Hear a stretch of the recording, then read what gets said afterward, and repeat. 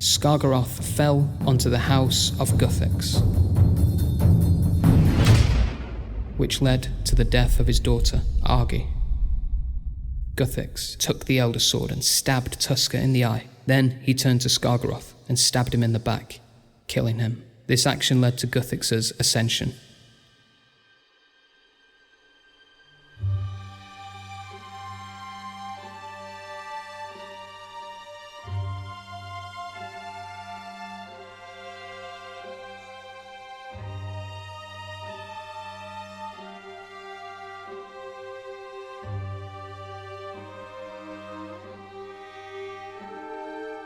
Over the course of several centuries, Guthix visited many realms and encountered a number of races. He admired these races for their balanced lives.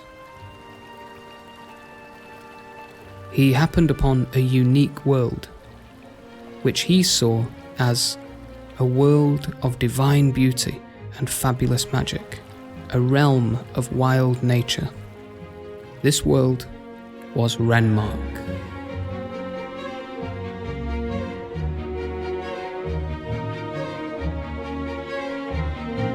Renmark sustained balance through its constant seasonal conflict, where the landscapes and inhabitants changed with the seasons.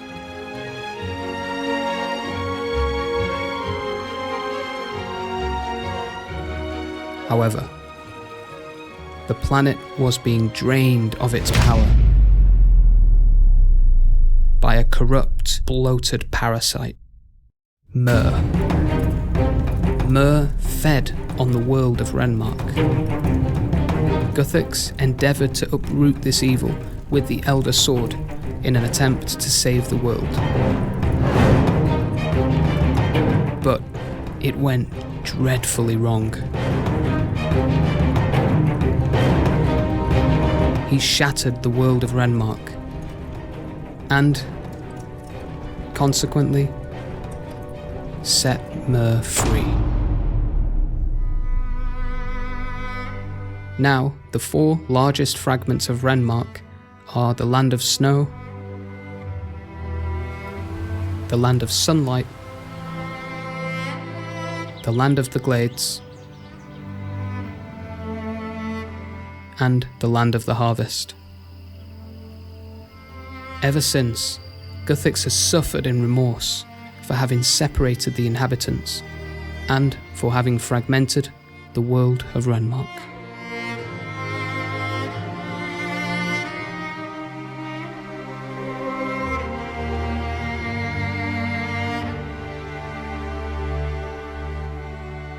In another of Guthix's ordeals, he faced a somber dilemma: the sacrifice of a world to save another. Guthix intentionally destroyed the world of a giant serpent race, simply because the other world had a greater abundance of life.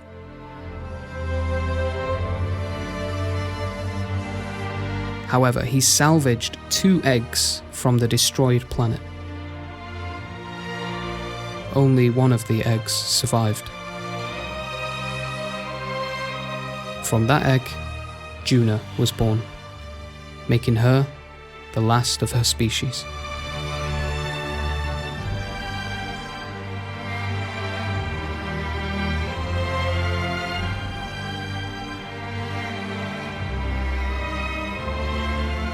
Before discovering Gielinor, Guthix visited the world of the elves. Here he met and befriended the crystalline goddess of light, Seren.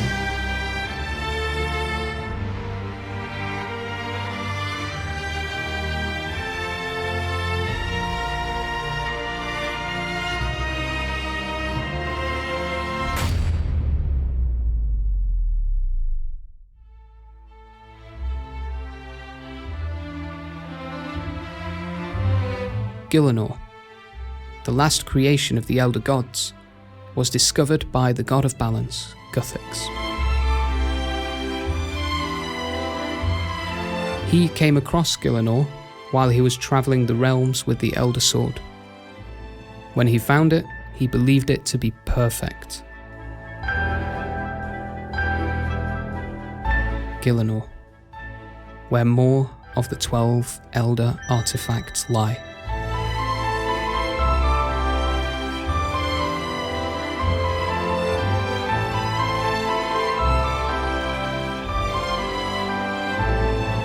After settling on Gielinor, Guthix, now the most powerful god alive, desired to share the world with the peaceful mortals that he had met on his travels.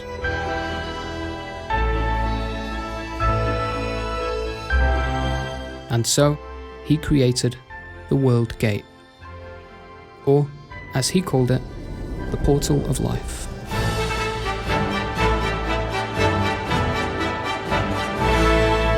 This gate, a dimensional passage, allowed the travel between worlds.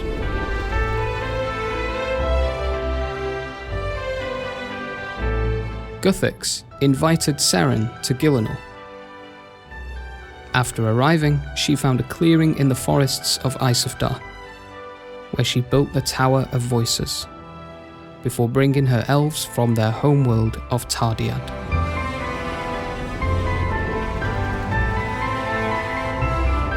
They then settled in Isafdar, where, alongside Seren, they began the creation of Prifddinas.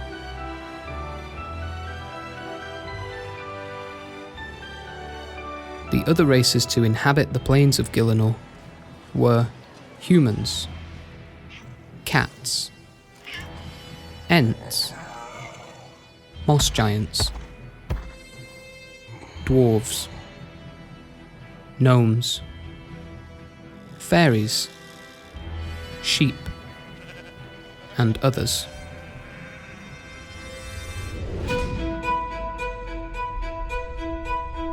Nomadic humans and the origin of runes.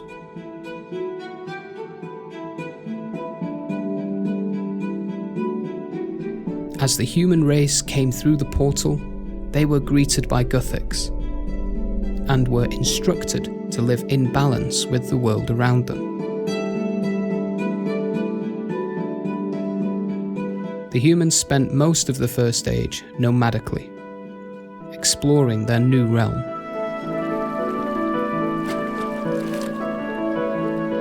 It was during this time that Guthix, using the catalyst, the Stone of Jas, created the first runes. Using these runes left by Guthix, druids created their first spells, such as the Fire Strike.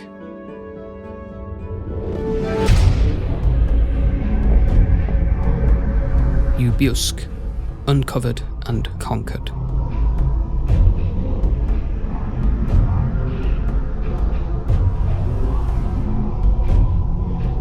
Bandos, a powerful, manipulative, and bloodthirsty entity, attained godhood on his own plane by killing the god Jododu Otoku.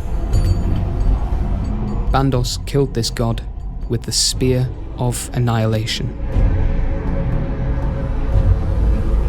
After this, Bandos set off into the multiverse in search of a new world that he could rule over.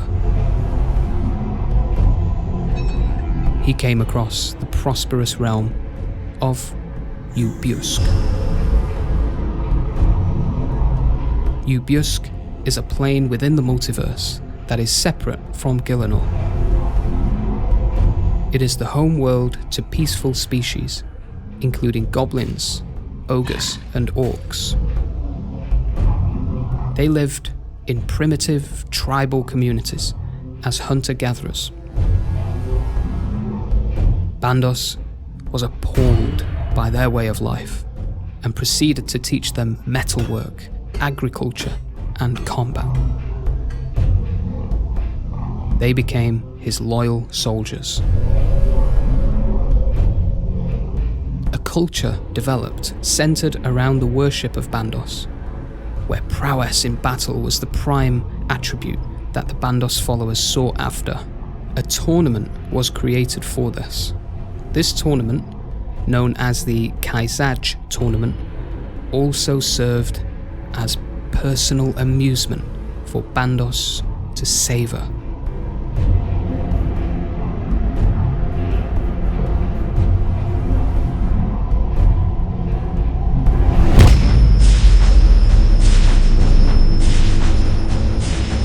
The TzHaar returned to the Elder Kiln once they had finished their duties for the Elder Gods, but not all of them.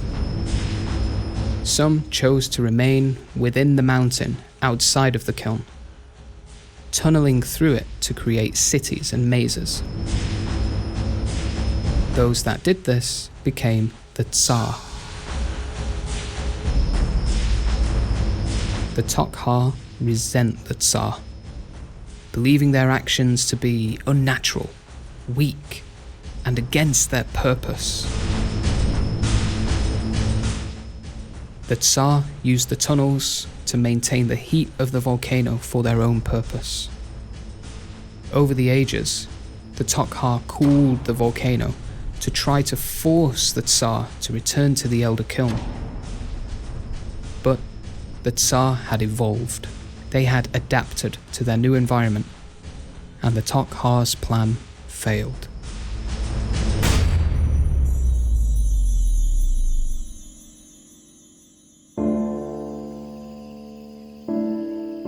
Around 4,000 years had passed since Guthix had populated Gielinor. Guthix had become progressively worshipped as a god, mostly amongst the humans. There had been temples built and sacrifices made in his name, much to his disgust. So, he withdrew. He confided in Seren and requested her to leave with him. However, due to Seren's artificial powers granted by Mar, she instilled love into beings in her presence. This caused the elves to love her as she loved them. An elf who had transcribed the Kurdi, the holy writing of Seren, died sometime after reaching Gielinor. This upset Seren immensely, which, in turn, caused her to try to extend the lives of the elves. In doing so, she inadvertently bound them to her, causing them to grow ill in her absence. This meant that if the elves were away from Seren for too long, they would inevitably die. Seren chose to stay in Terenwyn because of this.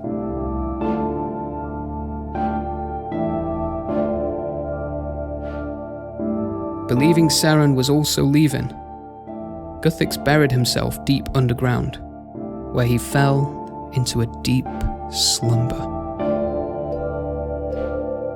His ubiquitous presence dwindled into a distant obscurity. He endeavoured to disappear from the lives of his worshippers.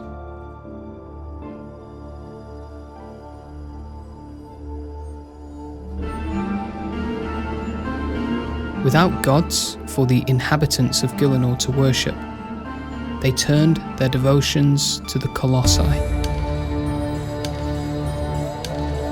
The Colossi were on Gielinor before Guthix.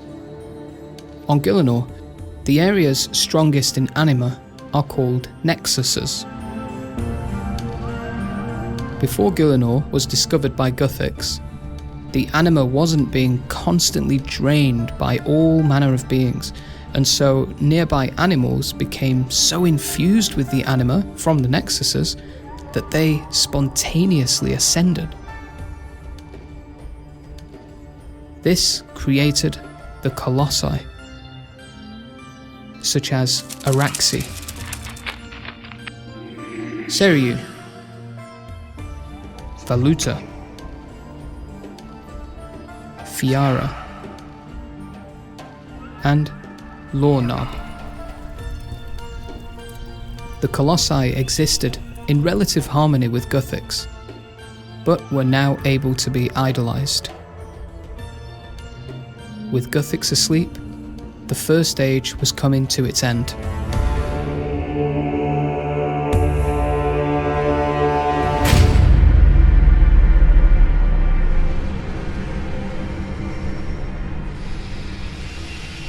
An entity had been travelling the multiverse, visiting planes. Planes such as the home of the demons, Infernus, and the home of the vampires, Vampirium.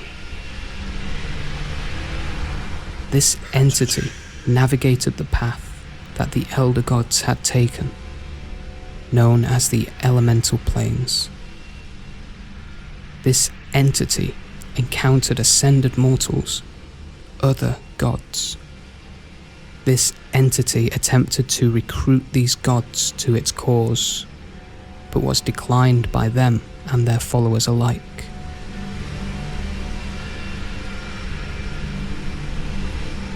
Rejected by the Icene of New Domina. Refused by the Aviancy of Abina.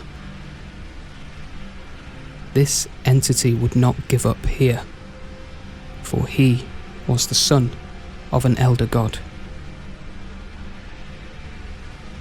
This entity, Zaros, would soon arrive at Gielinor.